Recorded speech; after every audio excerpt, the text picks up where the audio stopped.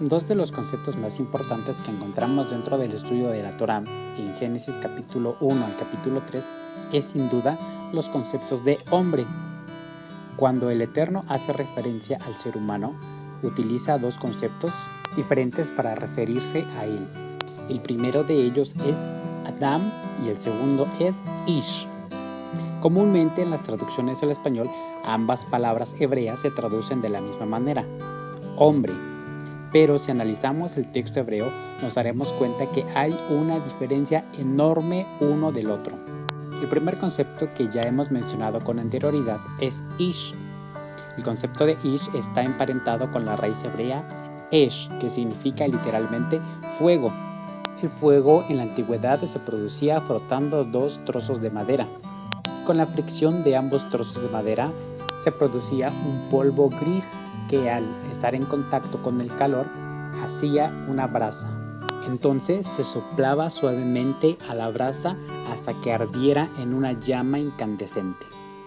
Esta misma descripción la encontramos en Génesis capítulo 2 en el verso 7, cuando se describe que el Eterno le dio vida al ser humano. Lo formó del polvo y sopló en él suavemente hasta darle la vida. De ahí entendemos que el concepto de Ish, que es hombre, está emparentado al concepto de Esh, que es fuego. El hombre es una llama que arde por el soplo de aliento del Eterno. Por otro lado, la etimología de la palabra Ish transmite la noción de ser frágil, ser mortal o débil. Y esto recuerda que el hombre es un ser frágil como la flor del campo, que a la mañana florece y a la tarde se marchita. La palabra Ish nos habla de la mortalidad y la transitoriedad de la vida del ser humano. Esta palabra aparece 2 ocasiones dentro del relato de la creación. La primera ocasión la encontramos en Génesis capítulo 2, en el verso 24. El texto dice en su lectura: Al ken ya'asov ish et rabi ve'et inmo. La traducción de este pasaje es la siguiente: sobre esta forma abandonará el hombre a su padre y a su madre. En este texto la palabra Ish se traduce como hombre. La pregunta que nosotros debemos de hacer es la siguiente: ¿a quién se refiere cuando dice a su padre y a su madre, si al principio de la creación el hombre no había nacido de forma natural como otros seres humanos? Es decir, no tenía padres físicos que le dieran vida. Recordemos que el hombre fue tomado del polvo de la tierra. En el texto hebreo la palabra tierra es Adamá y está ligada con el nombre Adam. Considerando el mismo texto, podemos aprender que el padre del primer ser humano fue el Eterno mismo, que con sus manos lo formó y le dio el espíritu de la vida a través del soplo de su aliento. Y siendo muy cuidadosos de no caer en creencias místicas o idolátricas, podemos señalar que la tierra es la madre del ser humano. Pero esta es una declaración muy abstracta y muy alegórica, pues la tierra es un objeto inanimado, que carece de voluntad y autodeterminación propia, ya que el Eterno formó al hombre de ella, pero aún tuvo que soplar su aliento de vida para hacer que el hombre fuera un ser viviente.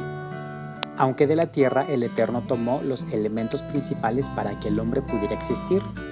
Algunos elementos podrían ser el carbono, el calcio, el fósforo, el potasio, el magnesio y el zinc, que son indispensables para la vida. Cuando el texto dice que el hombre dejará a su padre y a su madre, utiliza una palabra hebrea que es qasav, que se traduce literalmente como abandonar o dejar de poner atención. Recordemos que el hombre fue colocado sobre la tierra para trabajar y cuidar de ella, y al mismo tiempo para servir y obedecer las instrucciones del Eterno. Pero cuando apareció la mujer, todo esto dejó de ser una prioridad para él. Lo abandonó y dejó de poner atención a ello. La segunda ocasión que la palabra Ish aparece en el relato de la creación la encontraremos en el capítulo 3, justo en el momento de la caída del ser humano. El verso 6 declara: Va'atiten gam leishah irma va'yohal. Eso se traduce: y le dio también a su marido que estaba con ella y él comió. En este texto encontramos una vez más la palabra Ish. Con todo esto podemos señalar que la palabra Ish denota la condición más baja del ser humano. Primero señala que abandonó el camino del Eterno, que era su Padre Celestial, y en segundo lugar señala que comió del árbol del cual el Eterno le había dicho que no podía comer. Esto volvió al hombre un ser humano mortal, frágil y débil. Es decir, lo convirtió en un fuego que se extingue. Por otro lado tenemos el concepto de Adam, que en la traducción al español siempre se traduce como hombre. El concepto de Adam siempre aparece ligado a la idea de la obediencia y la rectitud delante del Eterno. La primera vez que encontramos esta palabra dentro del relato de la creación es en el capítulo 1 del libro de Génesis, en el verso 26. El texto dice: Vayomer Elohim na'aseh Adam b'tzalmenu kidmutenu. Eso se traduce como: y hagamos a Adam de acuerdo a nuestra sombra y con nuestra apariencia. Podemos notar que cuando el hombre fue creado en los planes del Eterno, tenía como propósito poder ser una representación del Eterno sobre la tierra. Esto significaba ser su imagen y su sombra. El verso 27 declara: Vayivara Elohim et Adam, betzelmo betzelem Elohim baraoto. Y llenó Elohim al hombre con su sombra y con su apariencia. Esto nos muestra que el hombre era el medio por el cual el Eterno gobernaría sobre toda la creación. Analicemos la etimología de la palabra Adam. La palabra Adam está formada por 3 letras hebreas. La primera es Aleph, la segunda es Dalet y la última es Mem en su forma sofit. Cuando dividimos estas letras podemos tener 2 expresiones diferentes. La primera sería El, que significa literalmente Elohim, y la segunda sería Dam, que significa en hebreo sangre. La unión de estas 2 palabras transmite la noción de Elohim Badem, que se traduciría literalmente como el Eterno reinando en sangre. Es decir, la gobernación supraespiritual del Eterno se volvería tangible y natural a través del ser humano. La etimología de la palabra Elohim transmite la noción de la autoridad más alta o la autoridad más fuerte. De esta manera entendemos que el propósito de Adam sobre la tierra era manifestar el reino y el poder o la gobernación de Dios sobre la tierra. Y esto sería a través del establecimiento de las órdenes y de los mandamientos que el Eterno le daba al ser humano. Esto en hebreo es Yared, extender el reino o extender la alfombra. La palabra Yared en el texto hebreo se ha traducido como tomar autoridad o tomar potestad. Todo esto nos muestra que cuando el hombre guarda, obedece y cumple todos los mandamientos que el Eterno nos ha dado en la Torá, el hombre se vuelve el representante de Dios sobre la tierra. Es decir, el hombre toma la imagen y la apariencia de Dios, y esto lo lleva a un estado muy elevado en el cual el hombre puede cumplir el propósito por el cual el Eterno lo ha creado sobre la tierra. Por el contrario, cuando el hombre abandona los mandamientos y no guarda las instrucciones dadas por el Eterno, el hombre se convierte en un simple mortal, débil y frágil. Con todo esto podemos deducir que la razón de la existencia de cada ser humano sobre la tierra es conocer, amar y guardar los mandamientos del Eterno. En medio del mundo hoy día se enseña que los mandamientos de Dios han caducado, que son viejos y que están obsoletos. Pero consultemos a uno de los pensadores hebreos del siglo VIII, antes de la era común. Él escribió: Ne'emani mekol pikudav, se'emuchim la'ad leolam, chastujim be'emet be'yasar. Firmes son todos sus mandamientos, son estables por siempre y para siempre. Fueron creados en verdad y en rectitud. Dentro del estudio de la Torá existen 4 mandamientos principales para aquellas personas que deciden acercarse al Eterno. El primero dice: Be'zarata hayom ba'ashirta, elevavetcha ki Adonai hu Elohim b'shamai mima'al. Ve'al haaretz mitachat ein od milvado.